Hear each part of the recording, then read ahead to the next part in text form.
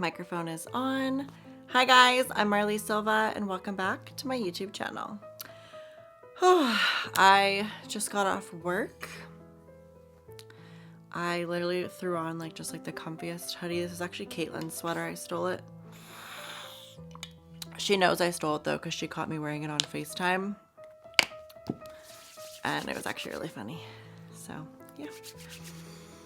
I don't know what is up with Manitoba, but we literally had the coldest, or not the coldest, the warmest winter we've had on record ever. It's usually -30 this time of year, and now it's -30 the next 2 months. So I'm just so confused as to what happened. But yeah, so I need some lip balm. All right, let's get started. So this is my 5th day in a row filming. 5 days straight. Caitlyn's actually coming over for dinner tonight. So she's just literally coming for dinner and then she's gonna go work out. I'm gonna edit this video and probably upload my other video. I also need to look at Squarespace because I need to look at my website, but I think in this video, I don't know which one I want to do. I think I'm going to do the illusion of happiness and the detriment of comparison. So this is a huge one. I feel like unless you have a lot of I don't know, privilege or a really nice upbringing or really privileged and blessed upbringing with amazing family and amazing friends and amazing just an amazing life, you know, you may not understand the illusion of happiness to a certain extent. And I'm not saying that people that aren't privileged and don't have a great upbringing you know, don't understand the illusion of happiness, because of course everyone can see that rich people are not always happy, and you know, you don't have to be rich to get it. I'm just saying you know, when it comes to the illusion of happiness, when you see these billionaires, are there trillionaires yet?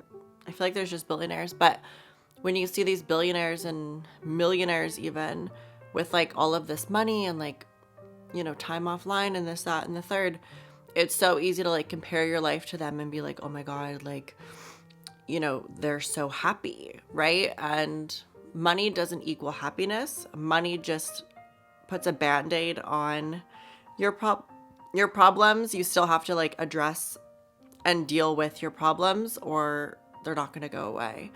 So, you know, for me, how that correlates to what I meant by me having a great upbringing, lots of family, lots of friends, having a really privileged life, being really, really lucky, you know, the reason why I can see the illusion of happiness so much clearer is because I've literally been humbled.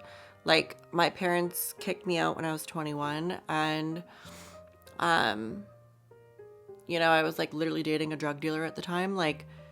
When you look back, it's just I remember before that moment I was living in a brand new build of a home and with my family, and those are obviously beautiful, happy memories that I will always cherish. But I don't think if my parents wouldn't have been get out, I would have been humbled, or I wouldn't have learned that, what's the saying, those in glass houses shouldn't throw stones. Everything can look great from the outside, everything can look all put together. Instagram is literally, that is the definition of Instagram, is everyone looks so happy and put together and amazing and fit and all that shit. But the reality is you know, it's just an illusion. People put the illusion that they want you to believe and want you to see. And if you can't see through that, then, you know, you'll compare yourself. And with that being said, the illusion of happiness kind of thing is when you're able to decipher and have discernment. And for me, I can just smell someone's intentions. I can literally smell someone's intentions. I don't want to get too into a situation, but I was literally in a group with a certain group of people, and I could just tell their intentions were awful and like liars, deceivers, deceitful people, do drugs, like whatever chapter you're in. I've been in that chapter. It was in my late teens, early 20s, but I'm like too old for that. Like I'm like literally 27. Like even saying that out loud, I'm like, holy shit, I'm 27. Still don't believe it. Thanks, COVID. But yeah, like I can just smell people's intentions, motives, how they move. Like I can just tell, I can just smell it. And you know, I was moved to a different group, and I'm with this girl right now, and she is so sweet. She's just like a bundle of sweetness, and it makes me so sad because I wonder what happened to her to make her such a beautiful person. So I can just tell. But literally, like I looked over at her this morning, and she like had her hand out with like 2 candies, and I was literally just about to give her a chocolate. It was so sweet. And I like let her use my lotion, and she was like loving it. Just so sweet. She's such a doll, and I'm just loving this little bubble right now. I think that like it's just so nice. But yeah, like you can literally tell someone's intentions, and when someone is a happy person, they radiate happiness. They don't, you know, need to live from a place of ego or a place of like proving themselves. Like they know who they are, they know what they are, and they've come to play. So it's just one of those things where, you know, you can tell when people are happy, and you can tell when people are not happy. And, you know, money can definitely make an illusion or glorify or gratify someone's situation, but that person may not be happy at the end of the day, basically. And the detriment of comparison, I guess we'll touch on that now. The detriment of comparison is basically like your demise by influx to look how you perceive other people and how you compare yourself to other people. I know sometimes culturally, or, you know, in the West, in Europe, in certain places in the world, whatever, there's like comparison. And, you know, when you mix and vibe and chive? When you chive with other groups, you know, sometimes there's different things that butt heads, and sometimes there's different things that mesh, and like, you know, stuff like that. But comparison is literally such a killer, and I've had to remind so many people in my life, whether it be like professionally, personally, family, friends, everything, that like the only person that I'm comparing myself to is myself, and who I was 5 years ago, who I was a year ago. Like I'm literally not comparing myself to anyone else. And when you can do that, and you can compare your growth to your growth and yourself to yourself, you can give yourself so much grace if you're actually doing the work. If you're doing the work to become a better person, you're doing the self-help videos, you're learning about yourself, you're self-aware, you're courteous, you actually invest in yourself to becoming a better person, not just financially, not just with work, not just investing in yourself in shallow ways. When you actually invest in yourself metaphorically, physically, spiritually, emotionally, you know, you don't really compare yourself to other people. And for me, it's a really, really fine line, and it's an easy trap to fall in, because me a year ago would be proud of the person I am right now. Me a year ago was literally the heaviest I've ever been, 170, in a relationship where communication wasn't at the forefront. Boundaries and standards weren't at the forefront. And, you know, just that kind of thing. And now fast forward a year, I'm literally down to 140. So I've lost so much weight. You know, I have such a great group of family and friends as a unit. I'm very independent. I pay for everything alone. I have zero help from anyone. And, you know, that person a year ago would be like, holy shit, who is this new and improved Marley going into her 30s? Like, who is this girl? But, you know, and like, even if I look at my old videos, like my hair was, like my boobs are here. So my hair was like here-ish. And like when I watch my old videos, I'm just like, holy shit, my hair has grown so much. So literally only compare yourself to yourself and you will notice you're such a happier person as long as you're doing the work and progressing. If you're doing absolutely fuck all and you're blaming everything else on someone else and you're watching Joe Rogan's podcasts and fucking eating Cheetos in, I don't fucking know, somewhere where you're eating Cheetos and just watching podcasts and complaining about the world, and thinking women are the problem or that you're the prize as a man, we got to get some therapy in there, babes. We got to get some self-awareness, some actuality. We got to get something in there because, you know, like until you can only compare yourself to yourself and you can actually acknowledge your faults and your flaws and your issues is when comparing yourself to yourself isn't that difficult because you're actually growing, changing, evolving, and you're seeing those changes month by month, year by year, you know what I mean? Week by week. So, and it gets easier over time. Like I feel like a lot of people think like, oh, Marley, you just sit up here so righteous and so, what is the word that he used? Not holier than thou.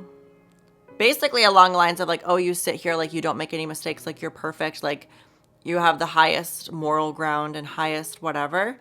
But when you hold yourself to a really high standard and you follow through with being truthful, being honest, not accepting bullshit, having boundaries, you know, having interests, saying yes and no, when you do those types of things, people will think you have some moral high ground because you're rooting and advocating for yourself and sticking up for yourself and doing it for you. You know what I mean? Like you're not trying to fit in, trying to appease other people, comparing yourself to others. You're literally only owning your own shit. And when you do that, some people can get like really threatened or scared and be like, holy shit, like where did this like new attitude or where did this new person come from? And you know, when you start to like literally do things for you and actually focus on yourself in a positive way, not just do things for you financially and think that that's going to fix everything, that's when change happens. That's when miracles happen. That's when God gifts you. That's when life changes. That's when things get exciting, is because you're mastering yourself and you're showing God that you're ready. I say God, the universe, whatever, that you're ready for the next lesson, next chapter, next lesson and chapter, really next door to open. So, you know, I don't like sit up here and think this, that, and the third. Like it took years of awful things, which I've touched on a little bit on my channel. Maybe I'll go deeper into it when I'm ready, of things happening over and over and over and over again for me to finally fucking get it and be like, you know what? I hate this. I don't want to do this anymore. Like, I'm like my mom. I have to do something 10 times to be like, oh, maybe I don't want to do this anymore. Maybe I should learn from this. Maybe I need to grow up. Maybe I need to do things differently. And, you know, like, that's just the type of person I am. Like, I don't, like, there's like those guys, like those frat guys that are like, oh, I'll do anything once. Like, I'll do it 45 times. And then I'll probably go back for another round and then decide later. Like, I'm literally that type of person. So you have to be ready and you have to acknowledge it and you have to do it for you. And no one else is going to do that for you. Like literally no one else is going to step up to the plate and do these things for you. And you can have an apartment, a house, kids, a wife, 2 houses, a car. Like you can just have so many different things floating around. And none of that's going to mean shit to you if you don't focus on yourself emotionally and spiritually and psychologically and actually listen to your subconscious and your conscious brain. Like, you know, if you're not living for you and you're just constantly comparing to other people and what people think of you and how you're perceived, that is the most lonely, miserable, isolated, depressing life you can live, because you're filling everyone else's cup and just waiting for the rain to fall so that yours can have a little bit of fucking water in it. Like, it's ridiculous. Not me projecting. I need to put a heart next to this topic so that I know I covered it. I know which one I want to do tomorrow, which I'm really excited about. This guy was coughing like psychotic at work, and if he gets me sick, I'm literally gonna cry. But yeah, so that's kind of like my take on the illusion of happiness and the detriment of comparison. You know, it's very, very straightforward. They go literally in tandem. They go in tandem, I feel, because, and a lot of these video ideas and thoughts come to me like in the middle of the night or at like 3 a.m. or just at random times, and I like pull up my phone and like type it in. And now that I'm like a sober person, like of course I have wine or drinks, but I don't do drugs or any of that stuff. I don't smoke cigarettes, don't smoke anything. I hate smoking weed. It's literally like the most awful experience for me in my late 20s. I stopped it when I was like 23. When I was a kid, I loved it. I used to like live my whole life stoned 24/7 from like literally 14 to like 23. And then I just realized that it wasn't adding to my life anymore. Like it didn't do anything for me. And now it just makes me like super paranoid. So, yeah, like, I don't know. When you have a clear mind and you have a clear thought process and a stream of consciousness, and I remember as a kid, this used to happen to me all the time. Randomly, like an idea would come in your head. Randomly, something would just pop in. And I love that. Like, I love when your mind is so clear that you just have ideas or things flow or you're in that flow state, because you just write it down. Just puke it out. Like, spit it out. Just write it down really, really fast. And that's like one of the most beautiful things about being a creative person is like when you have an idea or you have thoughts, you just like run and write it down, and then it's just, I love it. I love it. I love this chapter for me. I'm obsessed. I feel like my life just keeps getting better and better and better and better and better. And I'm so thankful every day. Like I was literally praying on the way to work today, being like, I'm just so thankful. Like I love you so much. But yeah, you guys, keep your eyes peeled and, you know, watch out for the illusion of happiness. Focus on the root cause as opposed to the fluff. And, you know, only compare yourself to yourself. And if you're not happy with what you see in the mirror, change it. If you're not happy with the person you are, change it. If you're not happy, period, change it. Literally change it. I was depressed from basically my whole childhood. I, again, did a lot of things I don't know if I'm ready to talk about. But, you know, I've lived depression. I've lived depression. I've lived enjoying depression, which is even another topic, which is very manic depressive. To enjoy your depressed state, it's a whole nother level.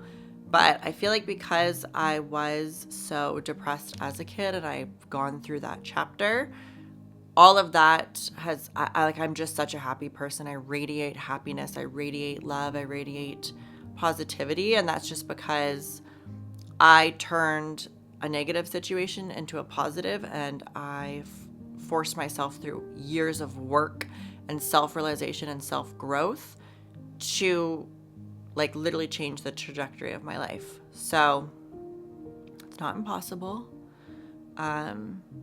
You know, if you think it's impossible, work harder. A lot of people like to say, oh, well, you want a house, just work harder. You know, there's certain things that like you can't necessarily change about your situation unless you try. And, you know, I'm sure I'll own a home one day. Like, I think that would be a beautiful, lovely thing. I had to work on who I am and who I want to be before I could even think of having any of that in my life. So yeah, now that I'm ready, give me the husband, girl. Throw some kids in there, throw some pets, some travel. I am ready. I'm ready for it. And I can't wait. All right, you guys, that is it for today's video. I love you guys so, so much. Thank you for watching. I will see you guys in my next diary entry. And I hope you guys have a good night. Bye, guys.